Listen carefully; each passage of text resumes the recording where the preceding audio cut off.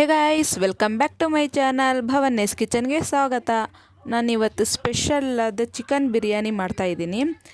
ಇದು ನಾನು ಅಂದೇ ಒಂದು ಸ್ಪೆಷಲ್ ರೆಸಿಪಿಲಿ ಮಾಡಿದ್ದೀನಿ. ಇದು ನೀವು ಕೂಡ ಟ್ರೈ ಮಾಡಿ, ತುಂಬಾ ರುಚಿಯಾಗಿರುತ್ತೆ. ಹಾಗಿದ್ರೆ ಬನ್ನಿ ಮತ್ತೆ ತಡ ಯಾಕೆ ಮಾಡೋಣ, ಹೇಗೆ ಮಾಡೋದು ಮತ್ತು ಏನೆಲ್ಲ ಇಂಗ್ರೀಡಿಯೆಂಟ್ಸ್ ಬೇಕು ಅಂತ ನೋಡೋಣ.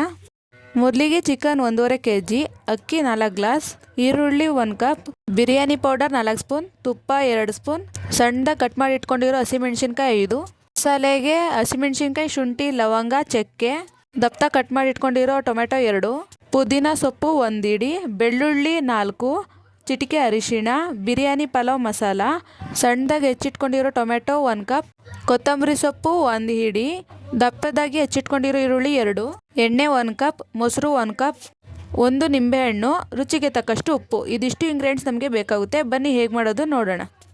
ಇವಾಗ ಮಸಾಲೆ ರೆಡಿ ಮಾಡ್ಕೊಳ್ಳೋಣ. ಫಸ್ಟ್ ಒಂದು ಜಾರ್ ತೊಗೊಂಡು ಅದಕ್ಕೆ ಹಸಿಮೆಣ್ಸಿನ್ಕಾಯಿ, ಚಕ್ಕೆ, ಲವಂಗ, ಶುಂಠಿ, ಈರುಳ್ಳಿ, ಬೆಳ್ಳುಳ್ಳಿ ಮತ್ತು ಟೊಮ್ಯಾಟೊ ಇದೆಲ್ಲನೂ ಹಾಕ್ಕೊಂಡು, ಕೊತ್ತಂಬರಿ ಸೊಪ್ಪು, ಪುದೀನ ಸೊಪ್ಪು ಇದಿಷ್ಟು ಹಾಕ್ಕೊಂಡು ರುಬ್ಕೊಳ್ಳೋಣ.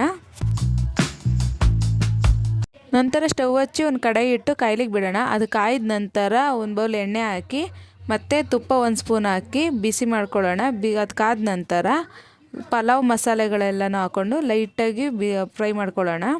ನಂತರ ಅದಕ್ಕೆ ಹಸಿಮೆಣ್ಸಿನ್ಕಾಯಿ, ಈರುಳ್ಳಿ ಎರಡೂ ಹಾಕ್ಕೊಂಡು ಫ್ರೈ ಮಾಡ್ಕೊಬೇಕು.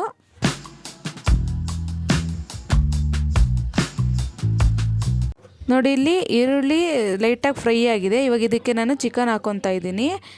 ಬಿರಿಯಾನಿಗೆ ಲೆಗ್ ಪೀಸ್ ತುಂಬಾ ಚೆನ್ನಾಗಿರುತ್ತೆ, ಅದಕ್ಕೆ ನಾನು ಲೆಗ್ ಪೀಸ್ ತೊಗೊಂಡಿದ್ದೀನಿ. ಇವಾಗ ಇದನ್ನು ಫ್ರೈ ಮಾಡ್ಕೊತಾ ಇದ್ದೀನಿ. ಎಣ್ಣೆನಲ್ಲಿ ಸ್ವಲ್ಪ ಚೆನ್ನಾಗಿ ಫ್ರೈ ಮಾಡ್ಕೊಬೇಕು. ಇದಕ್ಕೆ ಒಂದು 1/4 ಸ್ಪೂನಷ್ಟು ಅರಿಶಿನ ಹಾಕ್ಕೊಂಡು ಫ್ರೈ ಮಾಡ್ತಾಯಿದ್ದೀನಿ. ಮತ್ತು ಇದಕ್ಕೆ 1 ಸ್ಪೂನಷ್ಟು ಉಪ್ಪು ಹಾಕ್ಕೊಂಡು ಫ್ರೈ ಮಾಡ್ಕೊಬೇಕು. ಅದು ರುಚಿ ಹಿಡಿಬೇಕು ಚೆನ್ನಾಗಿ, ಅದಕ್ಕೋಸ್ಕರ ಇವಾಗ ಉಪ್ಪು ಹಾಕ್ಕೊಂಡು ಫ್ರೈ ಮಾಡ್ಕೊಂಡ್ರೆ ಬೆಟರು.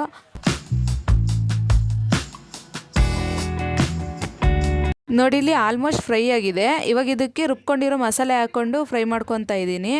ಇವಾಗ ಈ ಟೈಮಲ್ಲೇ ಹಾಕ್ಕೊಂಡ್ರೆ ಚೆನ್ನಾಗಿರುತ್ತೆ. ಮಸಾಲೆ ಚೆನ್ನಾಗಿ ಎಣ್ಣೆನಲ್ಲಿ ಫ್ರೈ ಆದರೆ ತುಂಬಾ ರುಚಿಯಾಗಿರುತ್ತೆ. ಇದು ಸ್ವಲ್ಪ ಫ್ರೈ ಆದ ನಂತರ ಇದಕ್ಕೆ 1 ಕಪ್ ಮೊಸರು ಮತ್ತು biryani powder 4 spoon biryani powder ಹಾಕ್ಕೊಂಡು ಫ್ರೈ ಮಾಡ್ಕೊತಾ ಇದ್ದೀನಿ.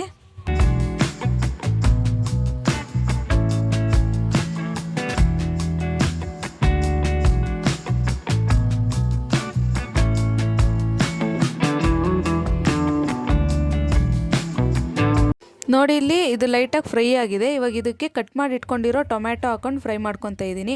ನಾನು ಎಲ್ಲ ಐಟಮ್ ಅಷ್ಟು ಒಂದೊಂದು ಐಟಮ್ ಹಾಕ್ಕೊಂಡ್ಮೇಲೂ ಸ್ವಲ್ಪ ಲೈಟಾಗಿ ಫ್ರೈ ಮಾಡ್ಕೊಂಡು ಆಮೇಲೆ ಬೇರೆ ಐಟಮ್ಗಳನ್ನ ಹಾಕ್ಕೊತಾ ಇದ್ದೀನಿ. ಏಕೆಂದರೆ ಒಂದೊಂದು ಟೈಮ್ ತಗೊಳುತ್ತೆ ಫ್ರೈ ಆಗೋದಕ್ಕೆ. ಆ ಥರ ಒಂದೊಂದು ಸ್ಟೆಪ್ ಬೈ ಸ್ಟೆಪ್ ಮಾಡಿದ್ರೆ ತುಂಬಾ ಚೆನ್ನಾಗಿರುತ್ತೆ. ಇವಾಗ ಇದಕ್ಕೆ ಪುದೀನ ಹಾಕ್ಕೊತಿದ್ದೀವಿ. ನಾವು 1 ಇಡಿ ಪುದೀನದಲ್ಲಿ ಸ್ವಲ್ಪ ರುಬ್ಕೊಳ್ಳೋಕ್ಕೂ ಹಾಕ್ಕೊಂಡಿದ್ದೀವಿ, ಸ್ವಲ್ಪ ಫ್ರೈ ಮಾಡೋದಕ್ಕೂ ಹಾಕ್ಕೊಂಡಿದ್ದೀವಿ. ನಂತರ ಇವಾಗ ಕೊತ್ತಂಬರಿ ಸೊಪ್ಪು ಹಾಕ್ಕೊತಾ ಇದ್ದೀನಿ. ಕೊತ್ತಂಬರಿ ಸೊಪ್ಪು ಅಷ್ಟೇ ಸ್ವಲ್ಪ ರುಬ್ಕೊಳ್ಳೋದಕ್ಕೆ, ಸ್ವಲ್ಪ ಫ್ರೈ ಮಾಡೋದಕ್ಕೆ ಹಾಕ್ಕೊತಾ ಇದ್ದೀನಿ. ನೋಡಿ, ಇಲ್ಲಿ ಎಲ್ಲ ಚೆನ್ನಾಗಿ ಫ್ರೈ ಆಗಿದೆ. ಇವಾಗ ಇದಕ್ಕೆ ಅಕ್ಕಿನ ತೊಳೆದು ಹಾಕ್ಕೊತಾ ಇದ್ದೀನಿ. ನಾನು 4 ಗ್ಲಾಸ್ ಅಕ್ಕಿ ತೊಗೊಂಡಿದ್ದೀನಿ. ಇದು ವಾಶ್ ಮಾಡಿ ಅಕ್ಕಿ ಹಾಕ್ಕೊಂಡ ನಂತರ ಮಿಕ್ಸ್ ಮಾಡ್ಕೊಬೇಕು ನೀಟಾಗಿ. ಮಿಕ್ಸ್ ಮಾಡ್ಕೊಂಡ ನಂತರ ನೀರು ಬಿಸಿಗೆ ಇಟ್ಕೊಂಡಿರ್ತೀವಿ. 4 ಗ್ಲಾಸ್ ಅಕ್ಕಿಗೆ 8 ಗ್ಲಾಸ್ ನೀರನ್ನ ಬಿಸಿ ಮಾಡ್ಕೊಂಡು ಇಟ್ಕೊಂಡಿರ್ತೀನಿ ಆಲ್ರೆಡಿ ನಾನು. ಆ ಬಿಸಿ ನೀರನ್ನ ಹಾಕ್ಕೊತಾ ಇದ್ದೀನಿ.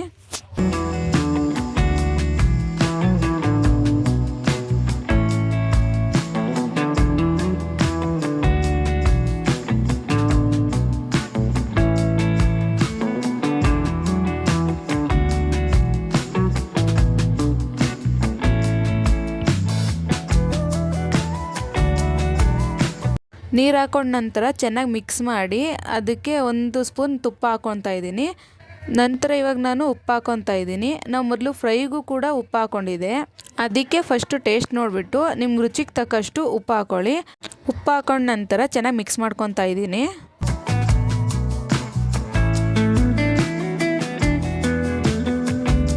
ನಂತರ ಇದಕ್ಕೆ ಅರ್ಧ ನಿಂಬೆಹಣ್ಣು ಹಿಂಡ್ಕೊಂಡು ಮಿಕ್ಸ್ ಮಾಡ್ಕೊತಾ ಇದ್ದೀನಿ.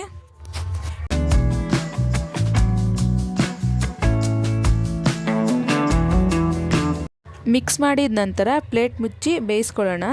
ನಾವು ಅವಾಗವಾಗ ಅದನ್ನು ಸ್ವಲ್ಪ ತಿರಿತಾ ಇರಬೇಕು, ಇಲ್ಲಾಂದರೆ ಹಂಡತ್ಕೊಂಡ್ಬಿಡುತ್ತೆ. ಯಾಕಂದರೆ ಕುಕ್ಕರ್ನಲ್ಲಿ ಮಾಡ್ತಾಯಿಲ್ಲ, ಇದು ಕಡಾಯಿನಲ್ಲಿ ಮಾಡ್ತಾಯಿರೋದು. ಅದಕ್ಕೆ ಅವಾಗವಾಗ ತಿರಿತಾ ಇದ್ದರೆ ಬೆಟರು. ನೋಡಿ, ಇಲ್ಲಿ ಇವಾಗ ಆಲ್ಮೋಸ್ಟ್ 90% ಬೆಂದಿದೆ. ಇವಾಗ ಇದನ್ನು ಚೆನ್ನಾಗಿ ಮಿಕ್ಸ್ ಮಾಡಿ ಪ್ಲೇಟ್ ಮುಚ್ಚಿ ದಮ್ ಕಟ್ಟೋಣ. ಈ ಸ್ಟೇಜ್ನಲ್ಲೇ ನಾವು ದಮ್ ಕಟ್ಟಬೇಕು. ಸ್ವಲ್ಪ ನೀರಿರೋ ಆಗಲೇ ಚೆನ್ನಾಗಿ ಮಿಕ್ಸ್ ಮಾಡಿ ಪ್ಲೇಟ್ ಮುಚ್ಚಿ ದಮ್ ಕಟ್ಕೊತಾ ಇದ್ದೀನಿ. ಆ ಪ್ಲೇಟ್ ಮೇಲೆ ಒಂದು ಭಾರವಾಗಿರೋ ವಸ್ತುನೋ ಅಥವಾ ನೀರಿನ ಪಾತ್ರೆನೋ ಇಡಬೇಕು. ನಾನಿಲ್ಲಿ ನೀರಿನ ಪಾತ್ರೆ ಇಟ್ಕೊತಾ ಇದ್ದೀನಿ. ನೋಡಿ ಇವಾಗ 15 ಮಿನಿಟ್ಸ್ ಆಗಿದೆ. ಇವಾಗ ಇದನ್ನು ಪ್ಲೇಟ್ ತೆಗಿತಾ ಇದ್ದೀನಿ. ನೋಡಿ ಎಷ್ಟು ಚೆನ್ನಾಗಾಗಿದೆ. ಇವಾಗ ಇದನ್ನು ನೀಟಾಗಿ ಮಿಕ್ಸ್ ಮಾಡ್ಕೊತಾ ಇದ್ದೀನಿ. ನೀಟಾಗಿ ಮಿಕ್ಸ್ ಮಾಡಿಕೊಂಡ್ರೆ ಬಿಸಿ ಬಿಸಿಯಾದ ಬಿರಿಯಾನಿ ರೆಡಿಯಾಗುತ್ತೆ.